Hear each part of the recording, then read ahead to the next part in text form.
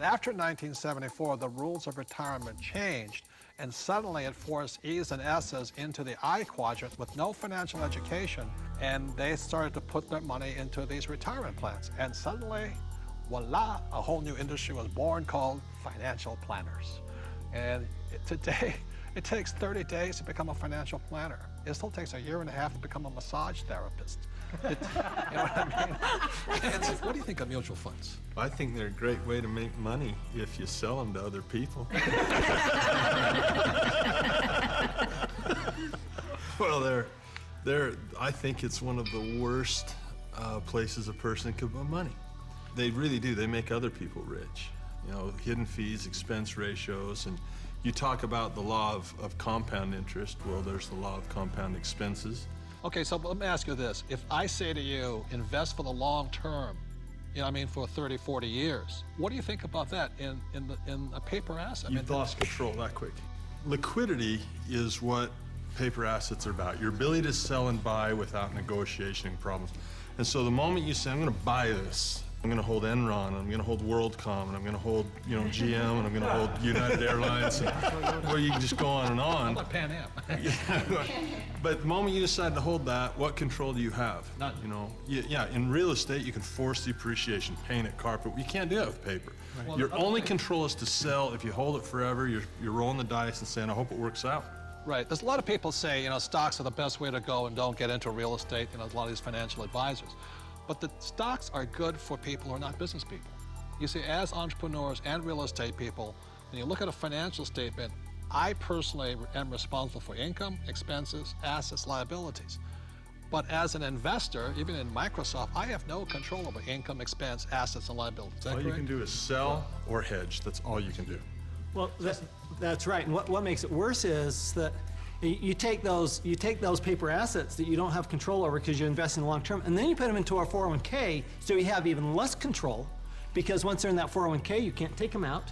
You really can't do anything with them. You're penalized for early withdrawal. You're penalized for pulling them out. And then on top of that, you don't even get the one tax benefit you get with paper assets is capital gains. And you put it into a 401k, you've lost that benefit.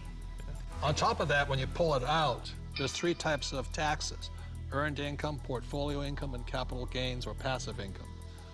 And savings and mutual funds, what are they taxed at? Well, when you pull them out, when it's going through a 401k, they're all taxed at that highest ordinary income rate.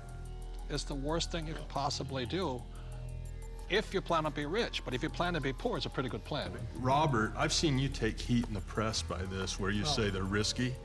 And I'll tell you where I think the risk is. When you sit down and they say, we're going to diversify you. That way if one company goes down, you got all these other companies to buoy you up. And that's fine for a non-systematic type thing, but a system-wide problem, it does not protect us if the system breaks down. Because it's not diversification. Yeah, it's more fragile now than I think it ever has before. And I think these people saying, well, I'm well diversified.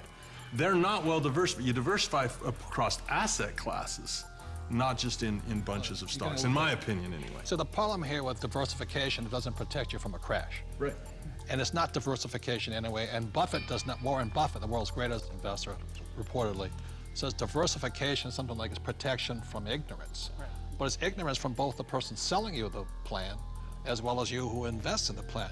But this is the biggest thing that really bugs me. When Kenny and I buy real estate, we always buy insurance, don't we? Yeah. And then when we drive a car, we have insurance. Right? Is there insurance for mutual funds? Well, not for the average person. No. I mean, Is there insurance on your 401k that what you put in will be there when you retire? And which is more likely to burn down in the next 5 years, your home or your 401k? And I'll say it again, we all drive cars with insurance, hopefully. We have houses with insurance. When we buy real estate, we have insurance. Our companies have insurance.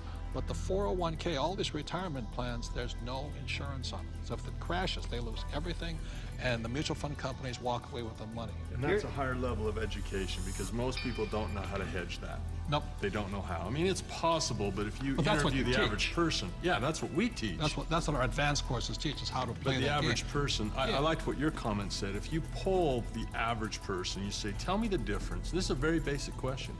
What is the difference between a defined benefit pension plan and a contribution plan Most of the people I talk to do not know that difference, and that is not a minor thing. That is a major deal. Time out. This is a very important point. See, in 1974, the rules of retirement changed. Prior to 1974, most people, like my parents, had a defined benefit pension plan. What that meant was that they received a paycheck for life. After 1974, the entire world started shifting onto a defined contribution pension plan. What you put in is all you get back. And that's why these defined contribution plans, so many people are terrified of running out of money in retirement, simply because with a defined contribution plan, you can lose everything in the market crash, or you can run out of money before you die.